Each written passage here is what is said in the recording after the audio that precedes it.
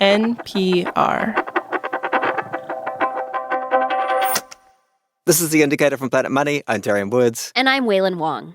Until recently, Google was the king of the internet. Yeah, you Google information. That is the verb. You don't Yahoo the web. You don't Alta Vista the web. No. No one's ever done that. Yet with the rise of AI, Google has invested a ton in the technology. But that hasn't kept its crown. Like, Google isn't synonymous with chatbots. That is ChatGPT. That's right. And it's not the go-to tool for coding either. That is Claude Code. And in a recent presentation, it kind of appeared like Google was throwing everything AI at the wall to see what sticks. You can give it your own videos, for example, this selfie, and change reality in a really fun way. Demis Hassabis is the CEO of Google's in-house AI group, DeepMind. And Demis was showcasing a seemingly quirky video generator that could give you a new outfit or background. But then the next minute, he was speaking with extraordinary technological ambition. Our mission is to reimagine the drug discovery process with the goal of one day solving all disease. Yeah, solving all disease. Pretty ambitious. And yet, despite these stratospheric goals, Google never seems to quite get to the front of the AI race. That's according to journalist Sebastian Mallaby. Google looks like the lab that is just fantastic at coming second. Today on the show, we talk to Sebastian about how Demis Hassabis made incredible breakthroughs at Google, yet the company is only fantastic at coming second. And we learn about what's been called a triple innovator's dilemma. This message comes from Insperity, providing HR services and technology, from payroll, benefits, and HR compliance to talent development. Learn more at insperity.com/HR matters. This message comes from MIDI Health. CEO Joanna Strober shares why they started a virtual care platform for women in perimenopause and menopause. Our goal at MIDI is to make sure that all women have access to really expert care, starting around 35 and 40, making sure that they get access to all the things that can help them thrive as they're growing older. MIDI Health, committed to helping women in midlife with perimenopause and menopause care, accessible via telehealth visits at joinmidi.com. Support for this NPR podcast and the following message come from Carvana. Selling your car? Carvana has offers so good, they're almost inexplicable. Sell your car 100% online in minutes. Visit Carvana.com today. Sebastian Mallaby writes books featuring titans like former Fed chair Alan Greenspan and investor George Soros. And he figured out that Demis Hassabis was another powerful person in one of the most exciting industries today, AI. So Sebastian pitched him. There is going to be a book about you. You're cooked. It's done. Demis acquiesced to having Sebastian be the one to write that first book. Sebastian spent over 30 hours interviewing him, mostly in a London pub. There was this possessed scientist staring at me and saying, at 2 a.m, Sebastian, I'm reading a scientific paper. I can feel reality staring at me, calling out to me, waiting to be discovered. That's why I'm building AI. We need to understand these things.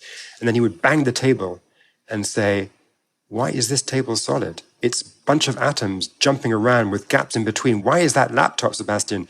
Why can it think? These are mysteries that we have to understand. I need to understand before I croak. Why is the table solid, Darian? Is that a threat? At 2 a.m., everything sounds like a threat, I think. Never before has a conversation over beer has seemed like it had such high stakes. So what's happening here is Demis wants to understand the universe, so he's building AI.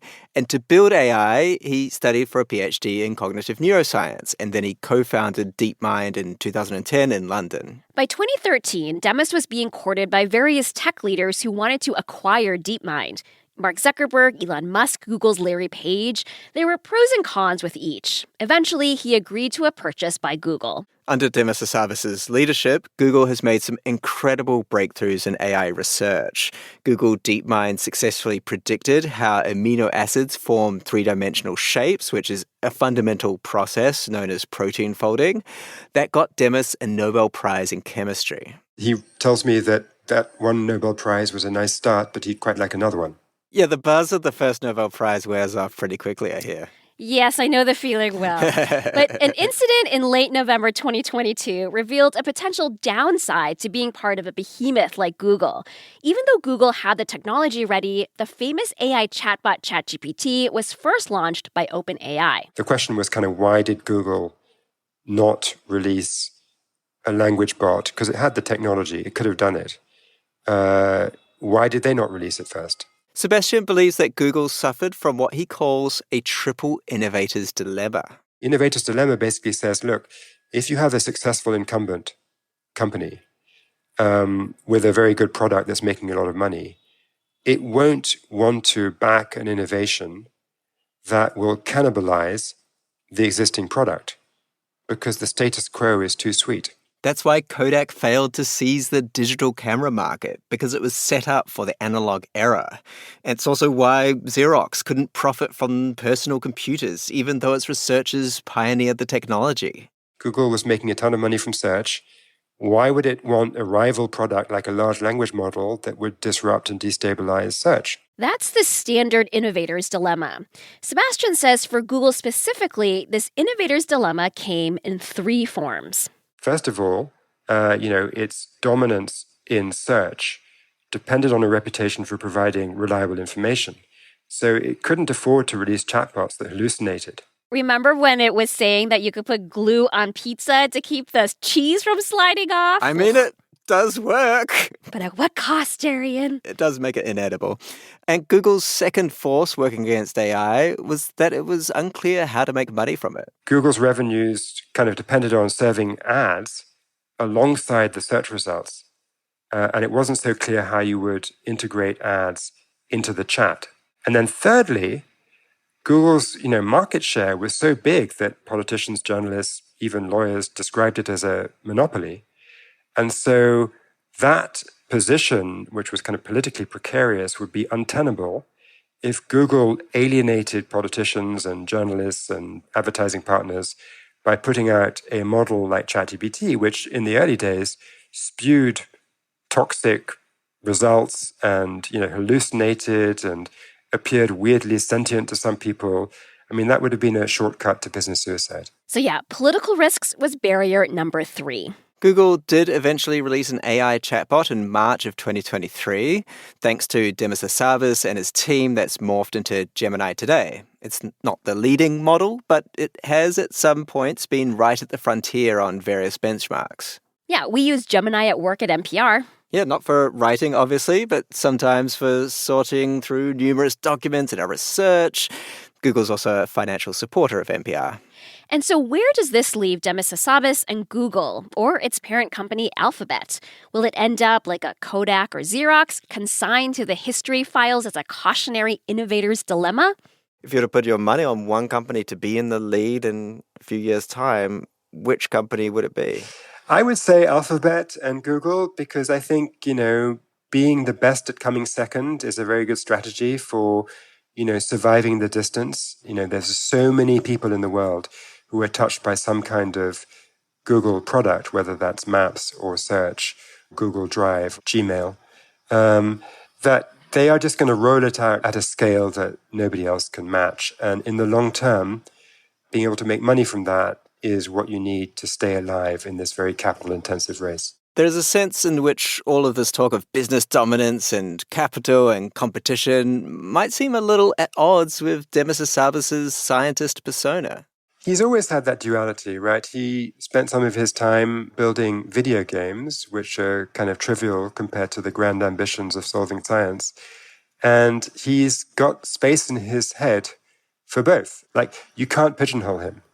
I mean, it's not detracting from his fascination with what is the nature of information, what is an emergent property, and can we understand the fabric of reality? And those lofty ambitions include that pronouncement to one day use AI to solve all diseases. The goal of one day solving all disease. Does that ring as completely absurd to you?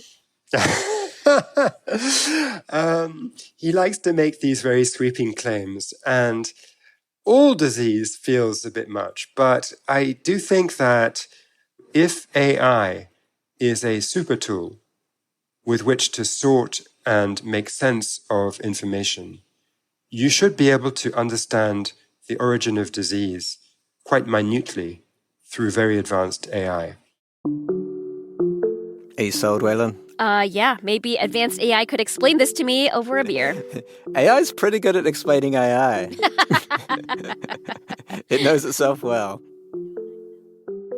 This episode was produced by Julia Ritchie with engineering by Travis Hagen. It was fact-checked by Sarah Juarez. Kate Kincannon edits the show, and The Indicator is a production of NPR.